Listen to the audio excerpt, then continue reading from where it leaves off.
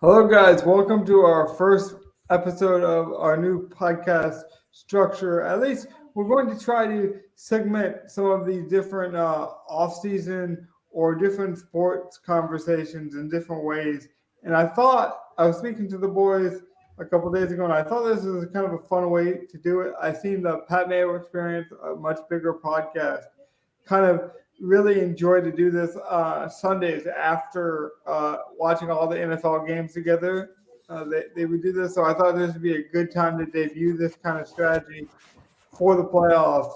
So what we're going to do is basically pretend like we work in a news media platform or like a sports broadcasting uh, ESPN type job, and our job is to program the headlines for the next day, or to program the headlines essentially for the biggest news stories that come out of basketball, that come out of football this week, and then explain to you guys why we have it that way. And then at the end, I was going to almost do a story that's going under the radar, that's not going to be programmed, that should. And so I thought it'd be a cool way to do it. It's a bit of a different way to look at, things like the mock draft or playoffs. That way we're not just doing projections or predictions, because we did that already. And I kind of want that to stand on its own, because I could easily say, well, I thought this team was going to do well, but now that I've seen them, I don't want to do that. I want to stand by our picks, our selections, but still be able to talk about some of these main stories. So I thought this would be a fun way to do it. Gov, Dottie, what are some headlines that we need to talk about this week, to give the people an idea how this is going to work? Give them some headlines, and then we'll rank them and kind of decide where they go from there. I think someone we really need to start talking about more, and a very big X factor for this playoffs is going to be Tyrese Maxey. Every single year he has improved exponentially, and now he's showing up in the playoffs for them. If Harden has an off night, which we've seen plenty of times in the playoffs, if Embiid has an off night, not getting the calls that he normally gets, Maxey can just take over these games for the 76ers. I mean, he's definitely improved. I just don't think it's enough for Philly. Like, I think Philly's sort of locked in where they are. Like, even if Maxey is now, let's say he's now a top 20 player. Like, which is a little stretch. Which is a little bit of a stretch, but if he's improved a lot, then, like, even if we say that, I don't think that's better than Milwaukee or Boston. So they're still just sort of the third best team in the East. So when we look at that, like, let's say Maxey's their third best player, and Maxey's their Brogdon. So now it's Embiid, Harden versus Tatum, Brown, or if it's the Milwaukee, Maxey is their Middleton. Yeah, and it's still Maxey's Holiday, Giannis versus Tatum versus Embiid and Harden. It's like, I still think Embiid and Harden just isn't quite the Giannis's and the Tatums. But that's why I wanted to structure this show this way, and I think this is a great topic to talk about it in this way, is we might be basketball savants, and we might love shit like this.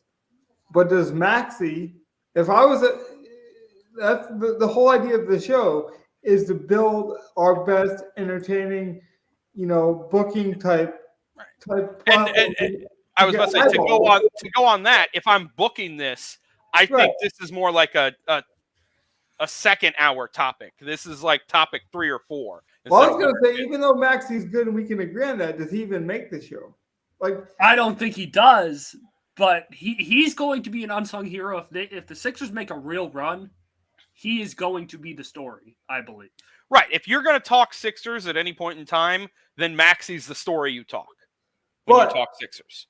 If I'm the director of this newsroom and we're trying to build this sports show, and if you think Maxey is that guy, and Donnie, you've identified that early on in this playoffs, and you're going to make that stand, that's Cinderella story. Okay, that like, I remember a couple of years ago, a team from Chicago, I want to say had a nun that was involved in it. It was out of Chicago somewhere, and they made an NCAA tournament. And like, somebody had made that prediction early on Twitter, and they cashed in, tremendously, because that actually came to fruition. I'm saying you were so encouraged by Maxey in game one that you'd be willing to make him the Cinderella story for the newsroom for the next week. Like you think that it wasn't just a one-hit wonder, a one-hit quitter. I mean, I said it to you guys after the game. I really feel like Tyrese Maxey is what everyone wanted to hype up Tyler Hero into. Okay. I don't even disagree with that. I agree with that. But then, okay, so since we're trying to take this marketing angle to sports, and I think it's a great way to have these conversations, because maybe we're pointing out an inefficiency in the way we think about sports, right? That Draymond Green is hogging up more headlines, for example, than a Maxey. When hell with all that other bullshit, Donnie, Maxey's actually performing. You know, maybe you're right, but how do you sell Maxey then? Like, how do you sell Maxey to a mainstream audience?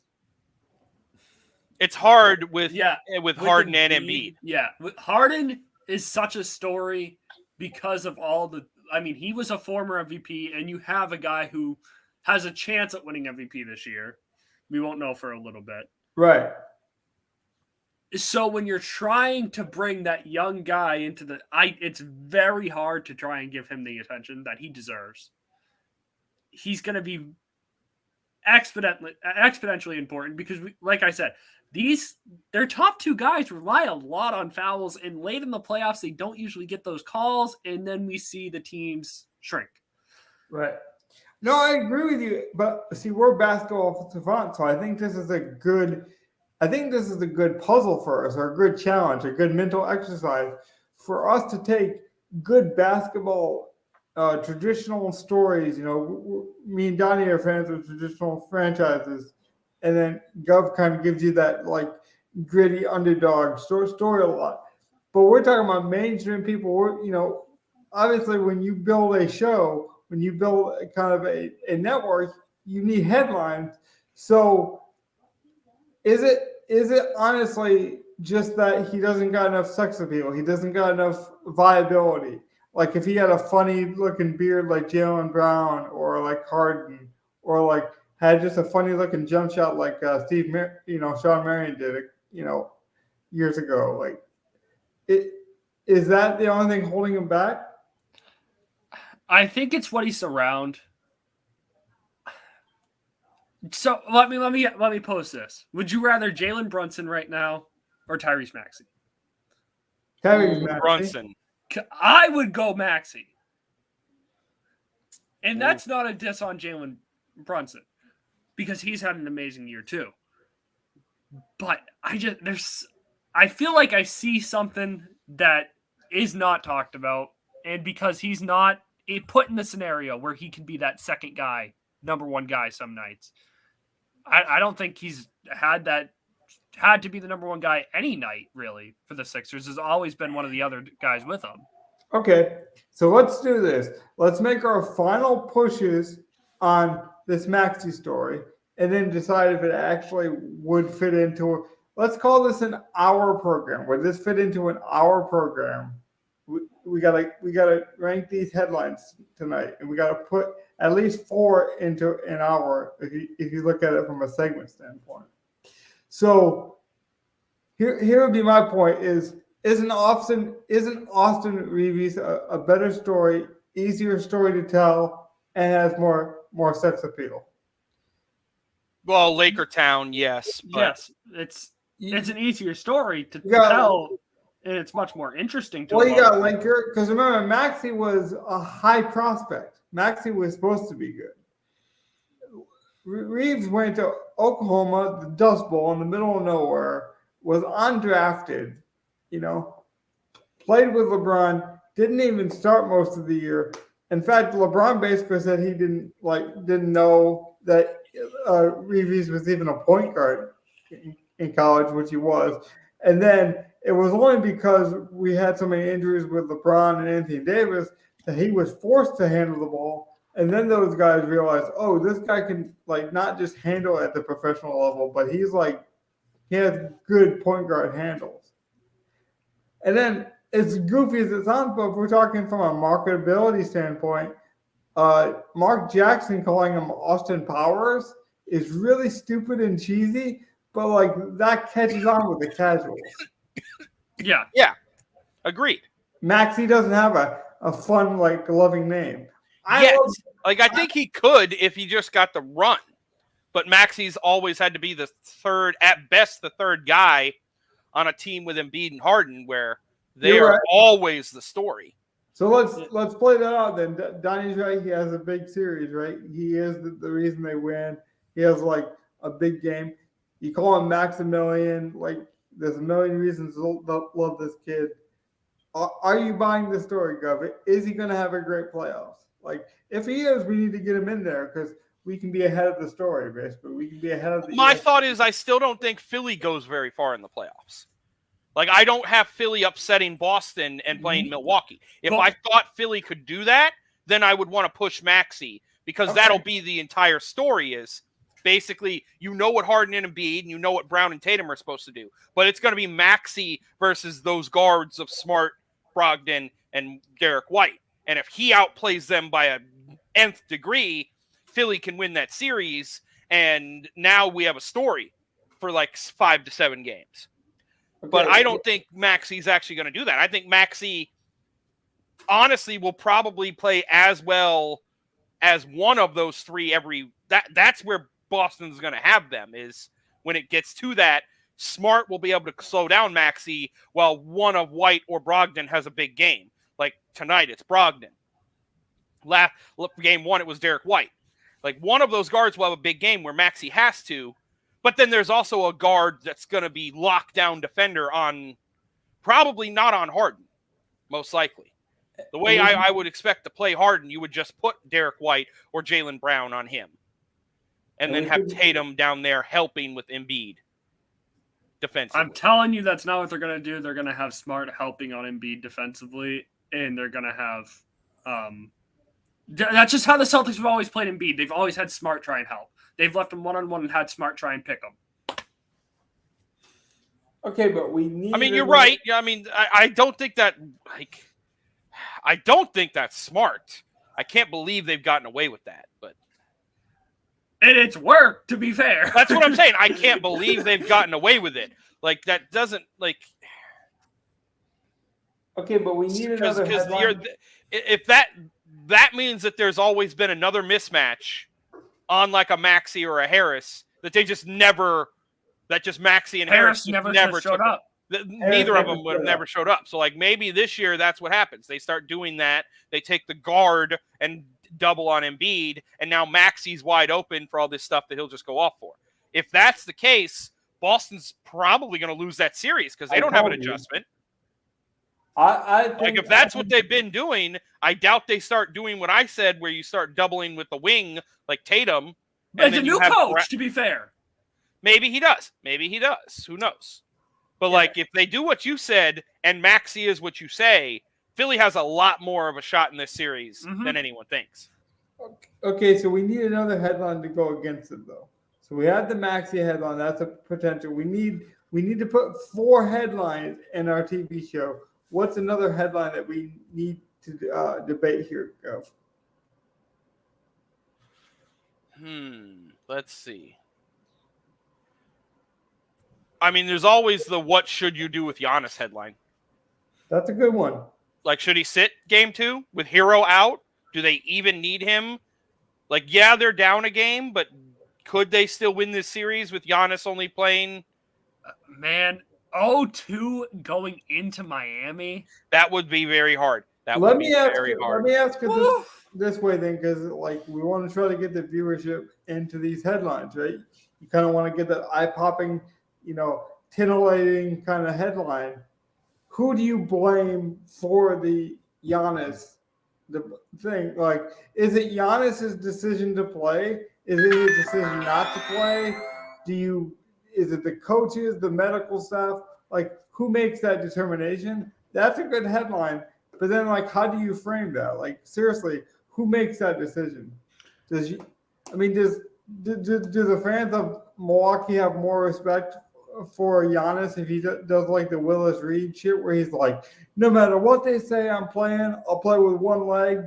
Or is Budenholzer just going to be so smart and be like, I'll take the bullets. I don't give a damn what the fans say. We're resting our best player. Well, could I argue that he's just going to do what he's always done in the regular season? Giannis plays, minutes restriction. Don't let him get over 33 or whatever. Probably it will be lower now that he's hurt. At least give him a go. Because he took himself out of the game, which is respectable. He realized he wasn't able to keep going. He took himself out of the game last time. And that's why I think it's going to be up to Giannis. If he doesn't play, it will be Giannis's decision. And he'll probably try to go. But we've already, like you said, we've already seen him pull himself out of the game. So, and it was the right decision. I mean, I'm fine with the player pulling himself out of the game if, like, he really Giannis, that series, if he keeps playing, he could get severely hurt, and that series is completely over. The season's over. Can we admit then we need to have one of these headlines has to involve the impact of the Bucks with or without Giannis? Yes, and I do feel like the Bucks without Giannis are still a contender. I think that game gets its own segment. We have to talk about the Giannis injury and how is Miami affected going forward without Hero. So like that whole game gets a segment. They definitely are. They don't have anyone as good as Hero at guard. Like that. That's Lowry just needs to show up. But Lowry is old. He can't show up. He probably gave you his one good game in the play-in. I'm aware. And then the only other guys you have are Gabe Vincent, who is serviceable but not a star, or he could give you one game, or Victor Oladipo, who might also maybe like they have guys who can give you one game, and they need 27 to get to the title. Like that's where they're looking at. To your point, Gov, and if we're talking about this. These aren't household names, but Max Strauss already had a big 3-point shooting game and like 7 threes in that second half. Like you're going to get playoff Jimmy Butler. He turns it on and does whatever he does. Like in the playoffs, he averages 30. Regular season, he averages like 21. But playoffs, he averages like 30. He always has. Ever since getting out of Chicago. Kyle Lowry literally pushed to the limits. Played a fantastic game, but definitely played like his younger self. And he'll probably give you a couple of those, but one a series. So like you don't know when your Lowry's going to give you. Exactly, and then one hamstring pull and he's done for the rest of the playoffs. Right, that's what I was just going to say. He gave you. Kevin Love's already had a pretty good game so far. Like Kevin Love. Didn't he have 3 charges last game that he took? Again, he's already had a pretty good game he's had now. So I think pretty good's an understatement when we talk about how Kevin Love played. Maybe, but I don't think Butler and Bam can carry this team if they don't have like consistent play from their guards. I don't think Bam can carry the team. I do not. I am not high on Bam. I'm not high. Me neither. I feel like Bam is a liability. He might be good at some things, but like. Every time he plays, he gets exposed. Honestly, against good bigs, he gets exposed. Every time. Bam is kind of like Draymond. He fits in the right system, and he's going to look really good in that system. But I don't know if he works anywhere else. Then can we be honest and say the way they built Miami, like he fits there next to Butler with all that movement and wing motion that they do, but that's why you need a really good ball handling guard like Hero who can also score. Like truthfully, if they had gotten Brunson or Mitchell to replace Hero, that would be a championship level team. Even if they didn't have, even if it was just that, and then like Caleb Martin was the only one. They had to get rid of Strus and Vincent or something to do that. It is sad too that Miami hasn't been able to put together a marquee team in a while. Like they've been good. Like they're kind of like the Spurs. Like they're good, they're never bad, but they haven't put together that superstar team again because we know with the Latino market and like the different influences that Miami has just internationally and how well that city's been doing in terms of popularity recently. And then you look at some of the infrastructure. You look at Pat Riley and Alonzo Mourning is still part of the front office. Like there's a lot of likable pieces in that Miami team. It's just I don't think they've like hit that stride where they're a true championship contender anymore. I think they're gonna have to rebuild. So I don't think. Oh, I do think they should blow it up. I agree. Yeah, I think Miami should blow it up.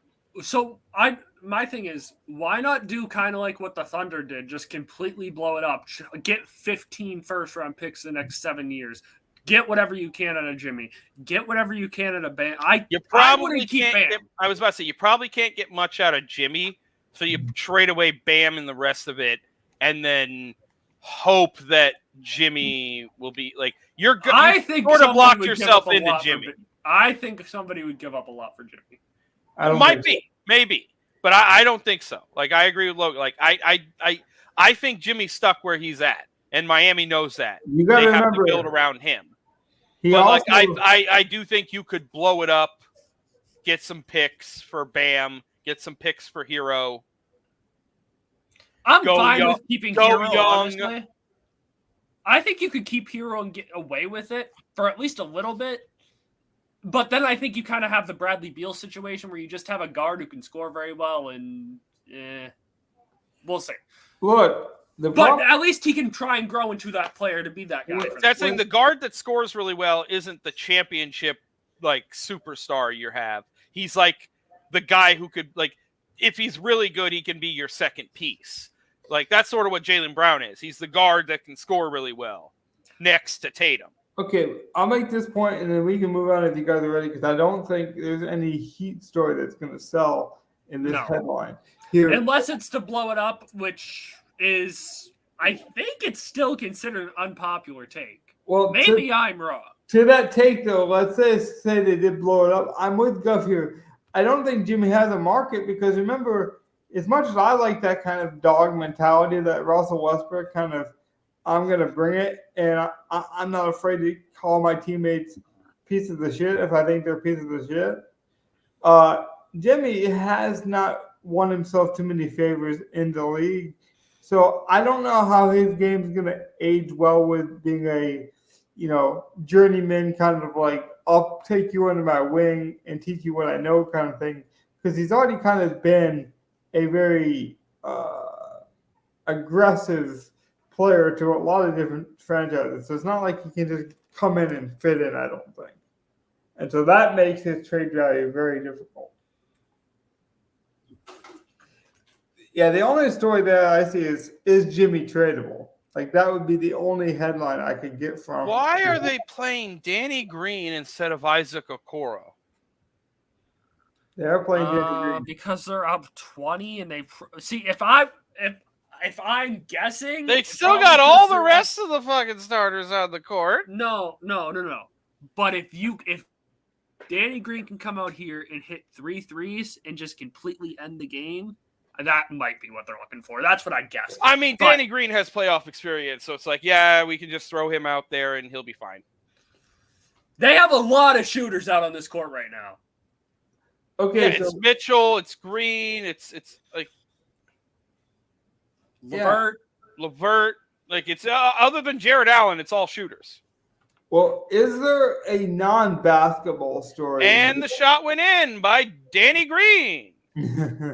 Speaking of from 3, of course it had to be a 3. Gov. What else would it be with Danny Green? You're right. Why the fuck would he shoot anything other than a goddamn 3? But speaking of, that's my point. Is I think people. Oh, that was out of bounds. It didn't even count, Gov. What turnover? Oh my god. Okay. So I gotta get back on the rails here. Sorry, we are watching the game behind the scenes. Everyone, sorry, not sorry. Even though these are some kind of crappy 20-point loss, these are some blowouts of some games. Yeah, and if people needed a visual, we do have the DK Live. Thanks to DK Live for providing a live tracker. So you guys have been seeing a lot of the updates. Gov's been running the tracker for me so that way I can make sure we keep this on the rails. So we have decided that we are going to put the Bucks in one of our 4 headline spots for sure. Yes. It's going to revolve Like there's too around- much. Yeah, if anything, we can use that to talk about that game. Right. There's just too much to talk about from Is there a non-basketball story that would make the other three headlines? XFL versus USFL, maybe? They just went up. Is this the first week they go up against each other head to head at the same time? It is. They were, yeah. This last week they did, yeah. Yeah. So I don't know if that's an interesting story, but it's not something to completely ignore. And apparently, it depends on who you ask, but like both leagues did very well. In fact, I think they both like broke records for spring football, like because they combined them, like they combined like the spring football into a consortium in terms of the ratings, and so they both did very well. But it wasn't really a fair comparison. And I'm more on the XFL side, even though I will watch both leagues. I saw the Stars have Corey Coleman. They have the USFL has some names. The thing that drives me most nuts about the USFL is how they're acting like that. Oh, professional football is finally back. Like they keep trying to rub. Yeah, that was a commercial for a while. Like real football is back or something. Well, they've done it. The real football is back, but now they're doing like professional football. Like, don't worry, professional football has returned. Like they keep doing this. Like, I don't like dissing the XFL because they've been doing a good job. Well, and, I don't think that's a good business strategy. And The Rock took the high ground on it. Was just like, well, we're gonna do our thing over here, and they can keep talking about being a professional league. We're gonna keep doing it. Basically, what was his response? Also, I know we said this. I know we're trying to stay on track of what we're doing, but I was very wrong. I said if the Cavs were going to win this series, Donovan Mitchell was just going to go completely off, and he's been tame this game. He's not a bad game, but he's been very tame. Well, I think that's a good, interesting thing. Do we need to go like if we truly did run a media show or a network, Donnie? Do you think that a lot of media places, say ESPN, say it's Stephen A. Smith, Skip Bayless, if you're over at Fox, do you think the problem is they don't stay transparent enough? Like, couldn't that be a headline that, hey, our network, we're going to stand by what we say, whether we are right or wrong? Like, I think there is something to that. There is value in that. There is value. Couldn't we use that going forward to say, like, that's why we're going to find a Maxi? Like, you're not going to hear about Maxi on a lot of other podcasts, a lot of other networks, but you're going to hear about it here. Is that a reason to do that headline then?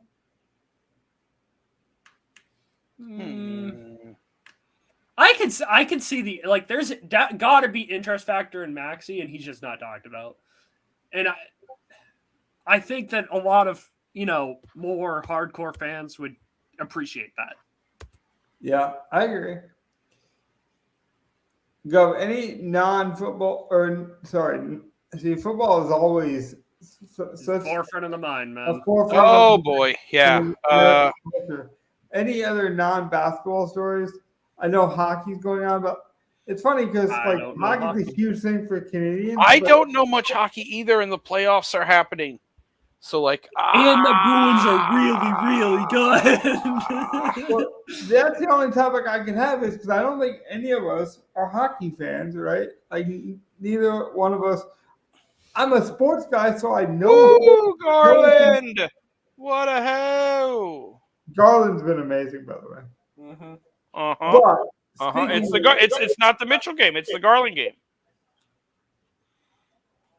Well, that's the thing is, like, I'm a huge fan of sports, so like, I'm aware of the universe of hockey, right? I understand the Frozen Puck, the Stanley Cup. I know that, some of the teams are in there, like the Oilers are in this year. You got Sid the Kid still in there. Like, I could play the hits for you. I could go through some of the headlines, but I don't enjoy the sport. And maybe that's a blind spot for me. And like, I guess that's what I was mentioning with Donnie is like, I guess even in our headlines, we have to realize that we have blind spots. But are your blind spots think of something that you are ashamed of? Something like, do you want to watch more hockey? Are you like, no, I only have so much time. Hockey just doesn't make the list. Like, where is it for you? Like, I mean, I don't really have a lot of time, but honestly, hockey is not one of my major interests. So, That's as much as it is, that's the thing. As much as it is probably the fourth biggest sport, it is the fourth biggest sport behind NBA, MLB, football king. See, I think that's my next sport that I want to try. Hockey? Yeah. It's a good sport. Nothing wrong with it. A little bit of a long season, a little bit of grind. But yeah, I mean, it basically starts the same time as basketball, and it's in the playoffs now, just like basketball. It's essentially just ice basketball. And someone said that's why I never got into it. It might be a little longer because I think it starts a little before. But yeah. See, and that's why people thought I never got into it because basketball was on at the same time. And we're talking about a time where it would have been easy for me to get into it because like I didn't hit the heyday, like the early '90s, late '80s of the Red Wings, but I did hit like the mid '90s, and it still didn't really catch me. Like Steve Eisenman and Shanahan. I have something to root for. Like the Bruins are very good right now, so it's like a good introduction into the sport. That's what I'm saying. It's like it didn't work for me because like at that time, Steve Eisenman was really good, and then like you had Darren McCarty, who was like this Dennis Rodman. I can't name a Bruins player. Not yet, but I mean, like if you give it a try, you're gonna have to. But those characters, I'm just saying, never really stuck with me. Even though McCarty was supposed to be like this riled up guy, and a lot of kids loved him. I don't know. I just never got into it. See, I don't have an issue with like the fighting and stuff of hockey. It does, but I like the fact that like football and basketball are very organized in that sense of where we have our issues with players stomping on other players, but it's not allowed. Well, let's get into that because I do think that has to be one of our headlines is the Warriors and Kings in some fashion. So what's the best headline from that game? Whether you want to take the Draymond, element off the court and say like, as much as I hate to admit it, like this is the storyline. Is it just the Kings have overcome, or is it just something as easy as this Bannock where people see you make the pun and say Golden State down 2-0 getting stomped by Sacramento. Right. Like you make the pun there. But then how much of the story becomes Draymond? Like I understand the pun to grab attention, to grab eyeballs. See, I try not to make him the story at that point because I don't want to like give him any attention. You just let the headline do the thinking. If we're gonna do If we're going to talk about the Warriors, we have to bring it up.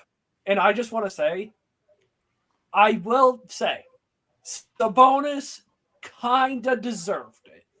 And if it was a Steph who did it, a Malik Monk who did it, I don't think it would be as big as an issue. But because it's Draymond, because he has a history, then he goes and riles up the crowd. Then he goes on to a press conference and says, oh, well, the refs just didn't want to call something against me, so I had to do something. I'm not very flexible. Like, no, the refs did call a tech on Sabonis. The refs did call a foul. And you're saying the refs didn't? He's just trying to be such bad people for no reason. They did their job. They did what they could do. Yeah, you cut out there a little bit, Donnie, but we got like 90% of your sentiment there, and it came through very passionately. So thank you for sharing that. And I think you're right about that. See, my thing is, and I don't care your energy all the time with your sports takes. Like if you had a problem with Caitlin Clark and the Reese thing with LSU, fine. I would disagree with you because I think it was good competitive spirits between athletes. Like, and some people think it's a woman's thing. Some people thought it was overblown. But whatever your take is there, as long as your energy is the same across the board on all the topics, like if you want to have a sportsmanship, discussion on that, it's like, okay, but you better than not cheer Draymond Green for stomping, Sabonis.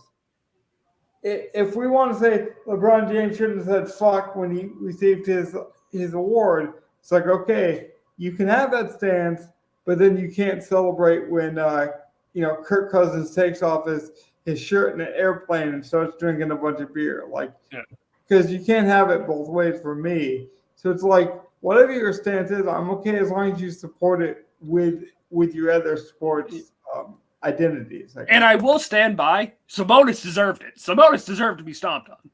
Yeah. Well, to that point, I'm glad you refreshed and that. And to be fair, the refs were at that point in time, both Draymond and Looney had 5 fouls. And so, they were both about It's just a dumb play by Draymond, though.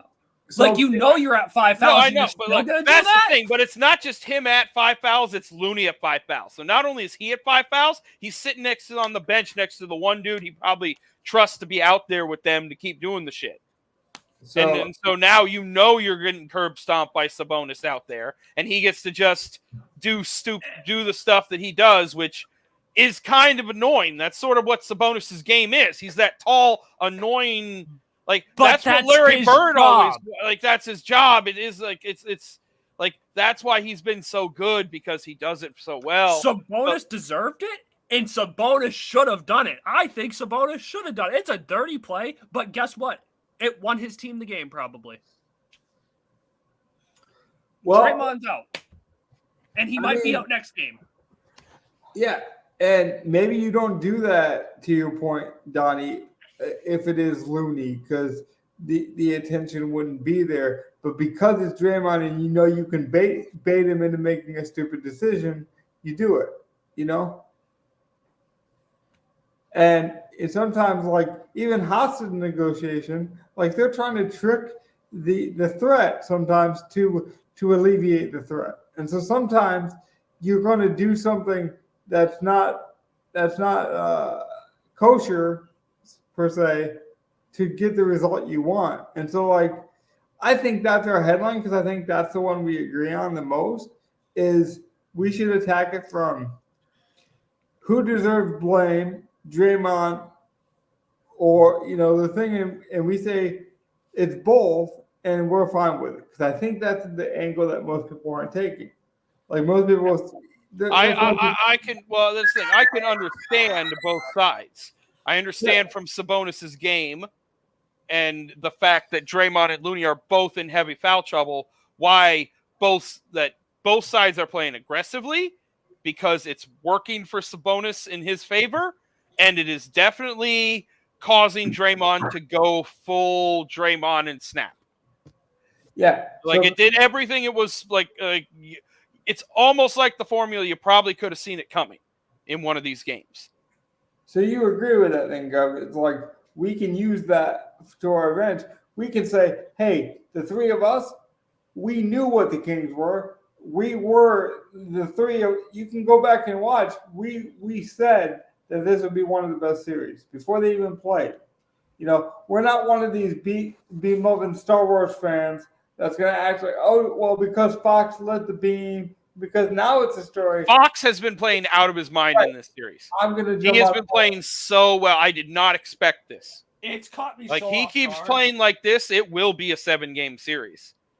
And I'm starting to think this will be a 6 at most. No, it'll be 7 just because Golden State's too good at home, but I'm not so sure that they can win one on the road if Fox is playing like this. They haven't won a game on the road since even January? Yeah, it's been they've won one, but it's only been one. I know. That's what I'm saying. They've been almost undefeated. They have the best home record in the NBA. So I don't know if Golden State loses at home, which will probably push the series to 7. But I think this is going to be the best series there is. So talking about this would be fine. Okay, but Harrison, there's a lot of the older guys on this team that I would also want to talk, like, honestly, them knowing and figuring out early that Keegan Murray just doesn't need to play in this series. We'll just play Malik Monk and go small. Like, that adjustment has been amazing for them. You know what I like about that, though? It reminds me a lot of the Warriors culture. They would not play their young guys for and they have a former Warriors coach. He has implemented that system into Sacramento. The team has bought in, which is the most important part, and it works. It's so good to see. Mike Brown has an interesting path because everyone gives him the flowers now because he was a former assistant for the Warriors. But let's not forget, he also had some highs and lows. Some highs and lows in the other way where he coached the Lakers, was a complete disaster, but also coached successfully for a while LeBron James in Cleveland. So he is like the perfect coach to like see both sides of it as well. We talked about both sides. He's been a great coach. He's been a pretty putrid coach with the wrong setting, with the wrong players. So when it comes to motivating the right players and hitting all the right buttons, I think he does fit. And that's why I like the team. I think not only does Mike Brown deserve some credit, and like I say, to have his flowers and smell them too, that should be one of the headlines. You know, this podcast is going to be small. It can only get 5 views. It can get 10. I don't give a damn. I want it on the record. We were right about this series. We called it before the series started. I just want to say, too, I usually hate this kind of stuff, but the light the beam thing, I am loving. Just every time. I don't know. Maybe it's my bias finally seeing the Warriors crumble a bit, and I'm a little bit petty about how they beat my Celtics. It really could be that. Because I don't know why I love it. I don't know why I'm enjoying seeing the Warriors lose, because I like dynasties. But, oh, man. I love the light the beam. See, the thing is, the beam is cool, but it could jump the shark. Like, saying that I'm classy. It's classy in a way. It's classy, but watch what's going to happen. Because, like, remember when you first heard, "Oh, I'm him," and it made sense. Because, like, you could say it to your grandma, or you could say it to your uncle, and it's like he doesn't even got to know the sport, and that just makes sense. Now it's like Austin Reeves is calling himself him on the court, and I love Austin Reeves, and I'm glad to have him. And like, I do think he's like going to be a starter long term for this team. That's the mentality I like to see from a player. Yes, but he's not him. Like, so he played like him. He did for a stretch. He was in that fourth quarter. Rui Hachimura played better than him. And Rui played out of his mother. That's the one that's on. Like, honestly, the way Austin Reeves played, he's shown that he can play that way. Right. Rui, that's unreplicable. He's not hitting his shots like that again. That's insane. Yeah, after the game, someone on the other team said, like, let's see if Rui can back up the best game of his career. He can. And they are absolutely right. Yeah, exactly. He might be able to. And if he does, I'm all for, players breaking out. Here's another thing about Rui that people don't realize is he was on such a bad team for so long that I think he had to learn how to be a good player on a good team. I think he's always been a good player. I think he's just never figured out that team stuff because he's never been on a good team to know what a good team looks like. It's almost like, sometimes in my profession, we would look at it like, it's a lot of relationship help and mental health stuff. And it's like, sometimes if you've never had a good relationship or just never been around good relationships, you don't know how to build good relationships. And so, like, some of these guys learning to be on good teams and like what good relationships, what good teams are like is something I've always been a fan of Rui. And another thing I like about Rui that I think goes under the radar is he is like the biggest star in Japan in terms of basketball. So he's always had that pressure on him. Like he is like, Yao Ming is kind of beloved in China. Well, that is Rui in Japan. Like he truly is one of the biggest success stories in Japan basketball. Well, so Though they're not known for basketball at all in Japan. Well, that's what I'm saying. Is he knows how to play with expectations. Though he's just never Yeah. been on a good team. There was something I want. Oh, so Fox. We've seen now Fox kind of. I think it's a little bit much. I don't think he can sustain it. But we've seen him now show up in the biggest moment of his career against, though it's not as good as it once was, I still consider the Warriors a dynasty. And they're a tough they're a tough out. No matter what, they're going to be a tough out.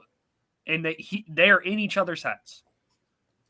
Does this make the Halliburton trade look like good now for the Kings? I think it was always good for both teams. I didn't mind it. I was a Fox fan. I never understood. I didn't love his efficiency, but when he became more inefficient, I think his efficiency kind of declined throughout the years. I could be wrong on that. I don't have the stats in front of me, and maybe I'm just we saw him his rookie season. He looked great, and then he never improved. It kind of seemed like, and that maybe that was just it, but. Fox is kind of blossomed into exactly what I thought he could be at this point. Can I pitch a really good idea for our headline for the Kings that we haven't spoken yet? The Kings almost lost their franchise a couple years ago. Like, truly almost lost their franchise. And now they are on the most impressive basketball dynasty we have seen in modern history, right? With the Warriors. I would argue the most impressive modern dynasty we've seen in sports. Maybe you could argue the Patriots, but I think the Warriors are far. They're right up there. Okay, so I want to take that and say, like, this franchise, it would honestly be like a franchise, a college team, UNLV, who is basically like out of football for a year, if they were to beat like Alabama on a Sunday. That would be enough of a story, right? But I have another take that I bet you guys haven't really considered. So the Kings almost lost their franchise because no one knew what to do with them. They were still good. They still had like some star players, but just couldn't get over the hump. They couldn't build that team. But somehow they stayed in Sacramento. The fans have always been fantastic, and I'm a Lakers fan for years, like we had a rivalry. It just so happens the same weekend, the Washington Commanders are no longer under control of Daniel Snyder, or will not be. He decided it's not under the control. It's under the hellish reign of Daniel Snyder. So I just think that's such a beautiful symbiotic. It might be happenstance if you believe in fate. Maybe it's that for you. Maybe it's just a happy coincidence.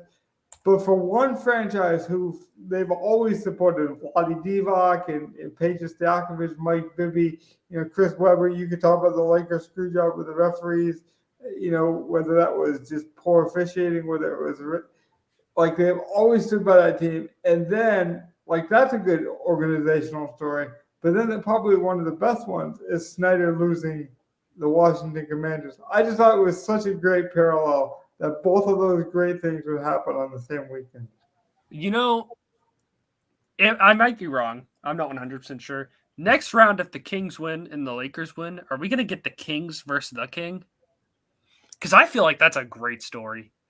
Well, you're too young, Donnie, but we have a real rivalry with the Kings. Are we? I know the history of that. I deep dive. Trust me, the Cowbells were already out against the Warriors. But the Cowbells started because of Phil Jackson, because he literally said he couldn't hear because the car was too loud. And then he called them like a bunch of cows or something. He's like, they're not even real fans.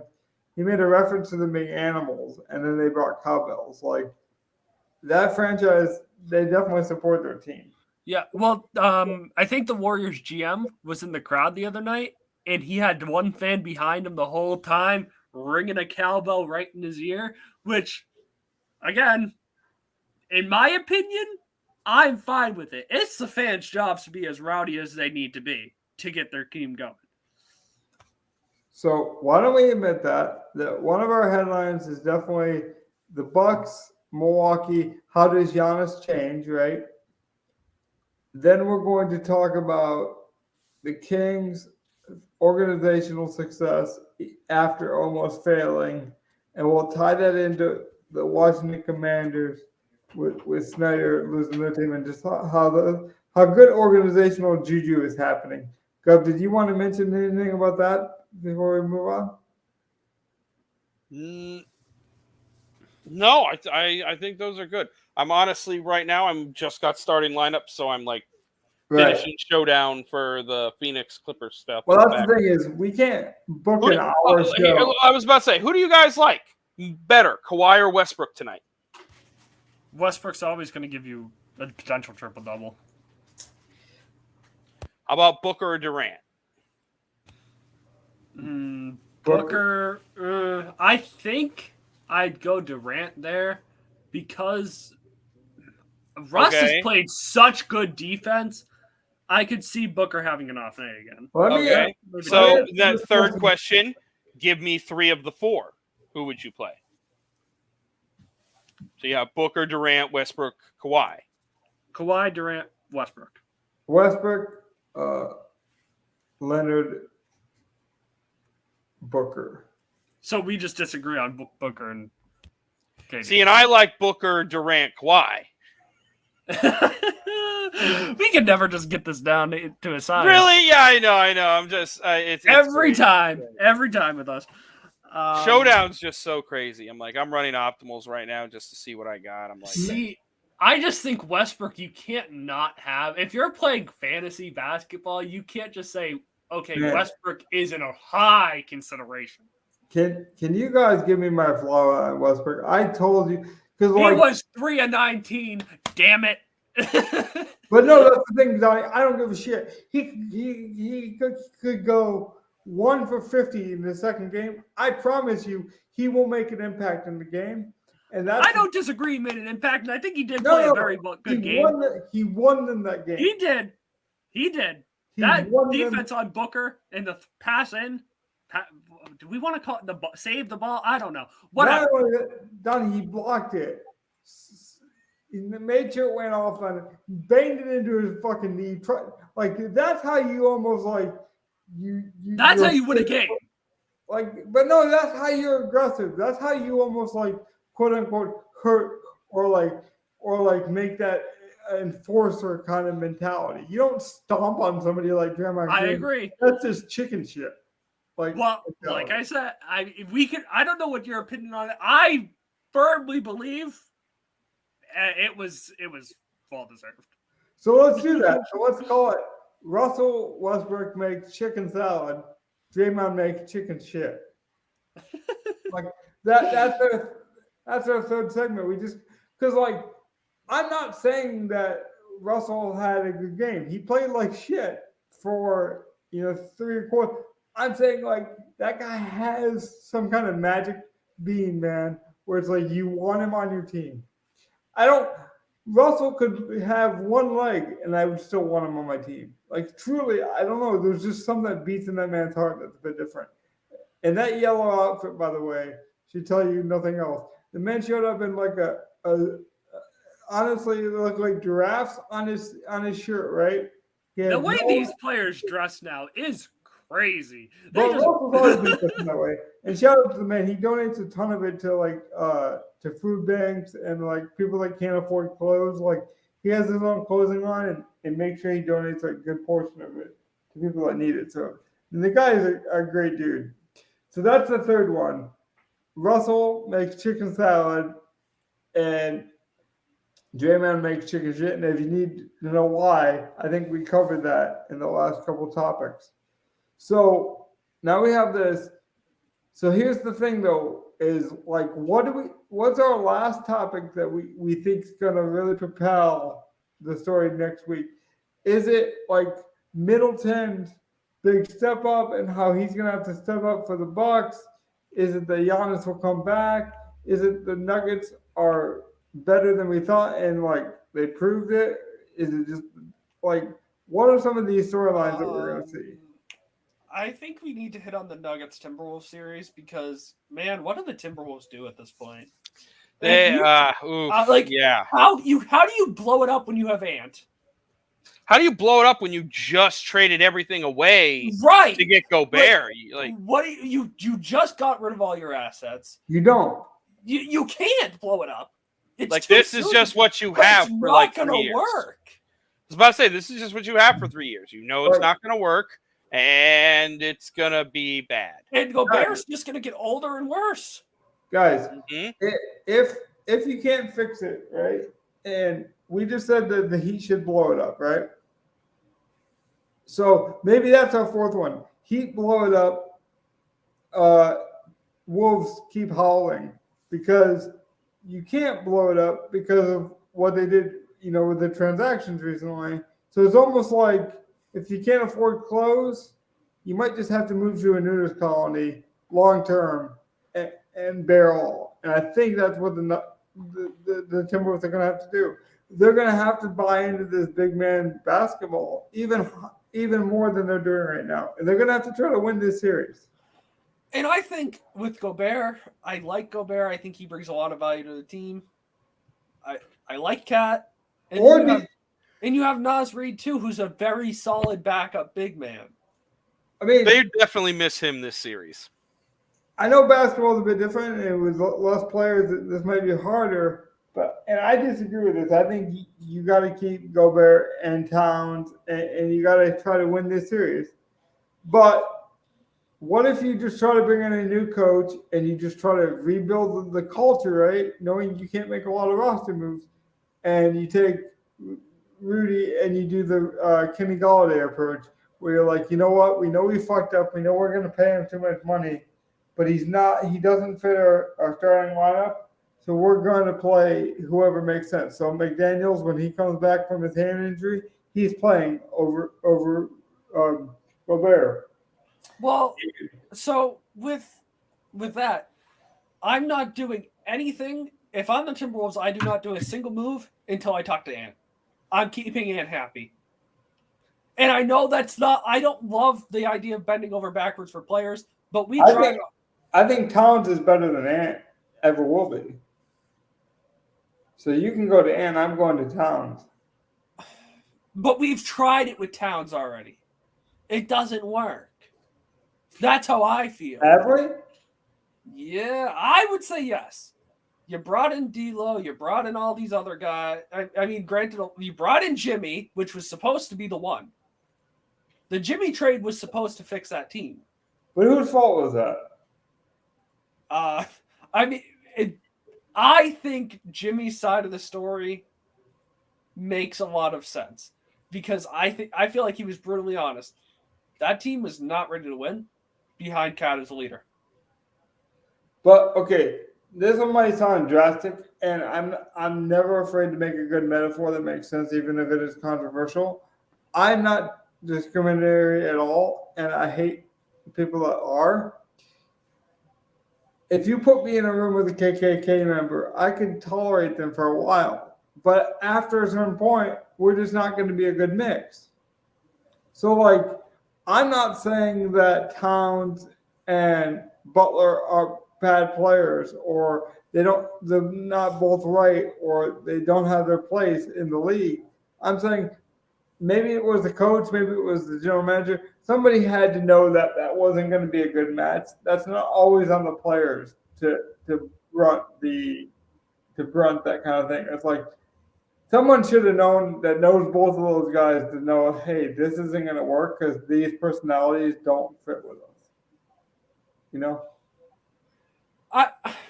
But if your personalities don't fit, I still think you can win together. I really don't think that Steph and Draymond's personalities fit super well together. I think that. Yeah, and winning fixes everything. Yeah, it does. It does. And you saw the way Steph looked. I don't know if you guys were really paying attention. When Draymond got ejected, Steph looked pissed. And it wasn't at the refs. You know why, though? Because you're right. he doesn't play well with that kind of mentality, but he's had to. But not only that, Donnie, he's had to answer a lot of questions. He is the front-facing player in that organization, so he's had to go to bat, whether he's swinging or bunting for Draymond. He's had to have a stance. Like, that's the type of guy he is. I kind of wish Steph would just say, Draymond, you're like, at this point, I wish he'd say, Draymond, you're an idiot. Just play some basketball. But that's the thing is, let's say he said that. Let's say he was super transparent. He's still going to be the guy who has. And I don't need it in public. I need it in private. Because in public, then we have an issue. No, but that's the thing is, like, that's my point, Donnie, is no matter what he says in private, he is the front-facing face of the Warriors, so he has to address it in the media. And so that's why I think a lot of Draymond's teammates are getting pissed. I mean, in the past, we've had him get suspended in the finals for too many flagrants, text, whatever you want to call it. I forget exactly what it was. But we've had him fight a teammate. We've had this. We've had multiple suspensions. It's constantly something with that dude. And then Steph's over. The worst thing Steph's done throughout his career is throw a mouthpiece. And that's his blow up. Draymond's blow up is stomping on dudes. So to wrap the show up, then I think we hit the 4 topics, and I think the Heat will blow up, should blow up. The Timberwolves should blow up, but can't blow up, so they're going to keep hollowing. I think we hit on the beginning of the show. The headline that should be talked about that won't is how good Tyrese Maxey played. And I would love it if people would highlight good owners a lot more than they do. Now, I guess the last topic we'll mention, and this is be a yes or no kind of thing, and we'll hit on this next week when we know more of the Daniel Snyder stuff. Do you think, because I don't know if you guys know this, but Daniel Snyder hired a private investigator to follow around all the other owners for over a year once he knew he was in some hot water. He says he has dirt on all the other owners. Does that information come out now that he's no longer a NFL owner? Or is that a book? How does that affect the league? Does it come out at all? He says he has information on Roger Goodell even. I mean, I think everybody kind of knows the NFL owners are probably a little shady. I don't really care. In my opinion, I don't care.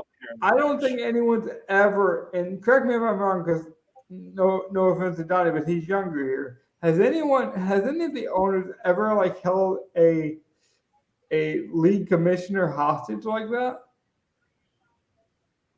I have no idea. That could be historic. And let's just call it eggs. Let's say eggs is a bad story. Woo! Flying into the rim. Don't get hurt, people. Don't get hurt, Randall. Oh, God, Randall. Yeah, that's Randall, and that's a hip. It looks like. So get up, big man. Oh, updated. But I really wanted to mention this before we close up, Jeff, because I do think it will be an interesting. There's something I want to mention real quick. I want your opinion on something. Fair enough. So I'll do that. But seriously, I don't think there's ever been an owner that has openly said, and like I said, I don't want to name a bad story that would be catastrophic, because I just feel like that would be discontinuous because we don't know if any of it's true. But no one has said from the Mavericks, Mark Cuban hasn't come out and said, I have, this horrible egg story on Silver, or Manfred in the Houston Astros is probably the closest thing, and even they kind of played nice. So I don't it could be really bad if what he has on Roger Goodell is actually scandalous. Let's just put it that way. And it would be historic. See, unless it's genuine proof that the games are fixed, I don't care. And I know that seems ridiculous to say. But I'm going to root for the NFL no matter what, even if it's without Goodell in the future.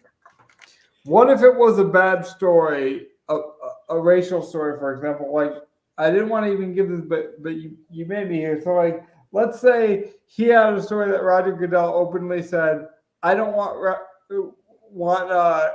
Colin Kaepernick in the league because he's the N-word or something Keep like that. that dumb N-word out of here. Right. If he had actual documentation of that, Donnie, you can't tell me that wouldn't affect things. But I would still watch football. I was about to say, I would still watch football. You would need something like that or more on every single owner to do anything where it's like now you're at the point where like. Because if that comes out, we just get rid of Roger Goodell. But see, Goodell's not the one. You would need it on like all of the owners to also have that. The problem is now you're talking like doing what the NBA did with the Clippers. Well, I want to get ahead of this. But if you had to do that with every owner in the NFL because of something like this, that could be big. Well, I had heard. But I don't know. At that point, I'm like, Snyder, do it. Do it, Snyder. Yeah. You got this shit, do it. But I don't know how much I can trust a guy like that. Like, really? And every one of these guys, everyone's got their own, like, little demons that they're trying to hide. But that's the thing, Donnie, is I don't trust him. I don't like Snyder. But if he does one good thing and he exposes 30 bad people, I'm all for it. And so, like, I just want to make something that's possible. It would take a lot for me to believe, though. What would you need? Let's say I think it would have to be video proof. Okay, photographs. Let's say he has video proof on 25 owners. I'm trying to remember the name of the Clippers owner they got out. I know Ballmer's the owner now. Ronald Sterling? Sterling, yeah. Like, it would have to be the stuff like, you had audio of him saying the stuff. Yeah. Well, okay. And then you had a witness. All right. I'm going to go completely extreme because I know we do that a lot. Okay. Yeah. Like, if you could go ahead and find me proof that Goodell and the owners went on a nice vacation to the Epstein Island, then it's like, okay, hold on, I might need to back up from the NFL for a bit. Like, it would take something severe like that. Well, that's the reason I use Roger Goodell, because, like, at that point, are the owners, because then you have a story like that, Don, and then you're like, okay, how many owners knew about this? And right. Were they not saying it because they were afraid that Roger Goodell's their boss, or were they participating? Or was let me preference on that. Actually, I said nice vacation. That might have been the wrong terminology, so let me stop myself there. But people get the point. You're saying that they feel like they're going on a nice vacation, yes. not that yes. it actually was. Thank you. Any kind of nicety going on at all. You're saying that rich people are going on a luxurious, pence paid thing, and that's the problem too, Donnie. If we're being honest, is probably not everyone that went to the Epstein Island was ever. Not all of them were ever doing bad things. Maybe they weren't, but like, if you're tied to that, story, unfortunately, you're going to be kind of sucked in, and that's my point with this. My last point is, so Snyder says he has dirt on all the owners, right? And it's like, even if he doesn't have dirt on all the owners, if he has dirt on 20 of them and it all comes out, plus some of that is on Roger Goodell, that could be very bad. That's detrimental. It could be very bad. But to Gov's point, like, we don't have to like Snyder to be like, I want it out there because I want to know if these people are bad guys. Like, I don't have to make the deal with the devil. I just want to know what the devil knows. Like, I'm not making a goddamn deal with the devil. I'll strangle him until he tells me what I need to know. Like, as long as I get the information. All right, guys, I got 2 minutes. All right. Help me with my showdown lineup real quick. Yep. So here's my last question. I'm going Westbrook at captain over Booker. Yep. Any disagreement? I like it. Here's the 2v2. Eric Gordon and Torrey Craig, or Zubac and Terrence Mann. Zubac is Zubac and, Zubac and Man. It's not even So close. the lineup is Westbrook, Durant, Booker, Zubac, Man, Landry, Shamet. The only way you wouldn't go with Zubac is if you thought that Aiden could just out rebound him. And he can't. And if that's- I thought that, I'd probably go Ayton over Booker and then right. play like Gordon and then play like something that's like. I'm not saying I'm right either, girl. What I'm saying is like he dominated the rebounds, and they definitely used. Chris Paul led the Suns in rebounds last game. Well, not only that, but Zubac did have a great game. Yes. And Zubac. So you guys would go Zubac Man over Gordon Craig. 100%. Yeah, because I think Man has more upside than Gordon. Even if I think Gordon could play more minutes than Man, but I think Man has the higher potential to do more with the minutes. His usage is better. Okay. So, all right, I can do. Okay, so I'm going Zubac and Terrence Mann. All right, boom, done. I'm also going Man in my lineup. So like, if we're wrong, Gov, I'll be wrong with you. So I never preach something I don't do myself. I would if I could. But with that being said, let's save some of the could. I have one more thing. Go ahead. Small. Oh yeah, you had one. Celtics fans, Trae Young shooting free throws. Fans are screaming that he's overrated. How do we feel about that? I think it's a bad look. I don't like the idea of taunting a player specifically at a free throw line when they're going back home. I love taunting grown men at their own sport if they have proven to be aggressive. Like if you're Draymond Green and you kind of bring that energy, I'm okay with it.